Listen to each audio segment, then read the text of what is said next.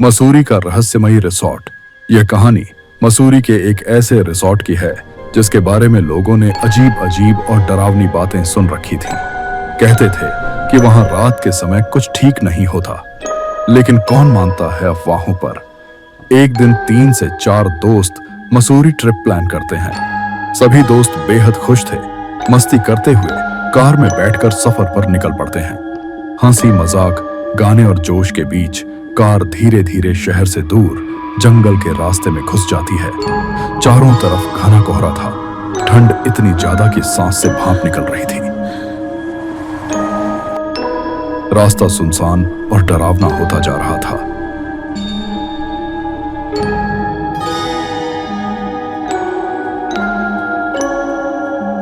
कुछ देर बाद सड़क के किनारे एक बोर्ड दिखाई देता है, हिल व्यू रिजॉर्ट।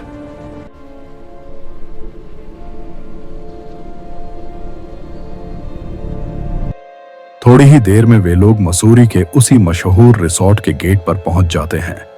गेट पर एक लड़की उनका स्वागत करती है। वह देखने में बेहद खूबसूरत थी। सफेद कपड़े, शांत मुस्कान और अजीब सी ठंडी आंखें।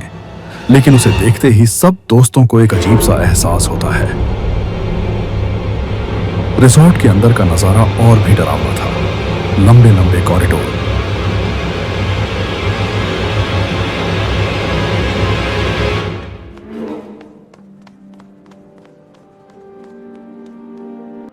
हल्की पीली लाइटें जो अपने आप जल बुझ रही थीं।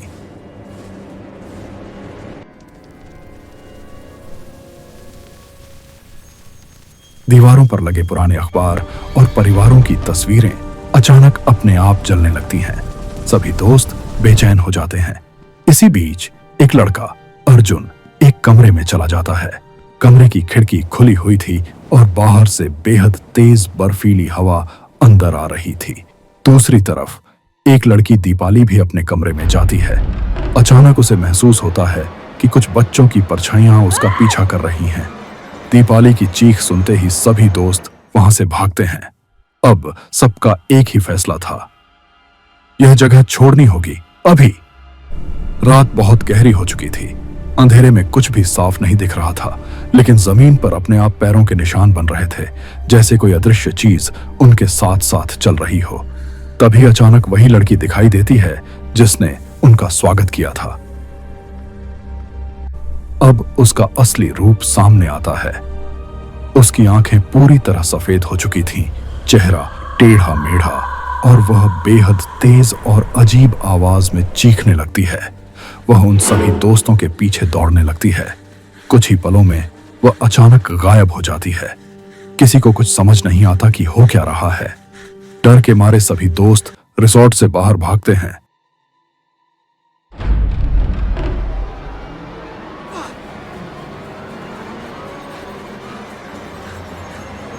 और तेजी से कार में बैठकर घर की ओर निकल पड़ते हैं। कार पूरी रफ्तार में थी। तभी अर्जुन की नजर कार के सामने जाती है। उसे कुछ अजीब सा दिखाई देता है। वह पीछे मुड़कर देखता है तो उसे साफ दिखाई देता है कि वही चुड़ैल कार की पिछली सीट पर बैठी है।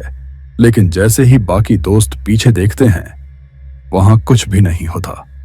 आज भी कहा जाता है कि उस मसूरी के रिसॉर्ट के आसपास उस चुड़ैल को देखा जाता है, और जो भी वहां रात में रुकता है वह अकेला कभी नहीं होता।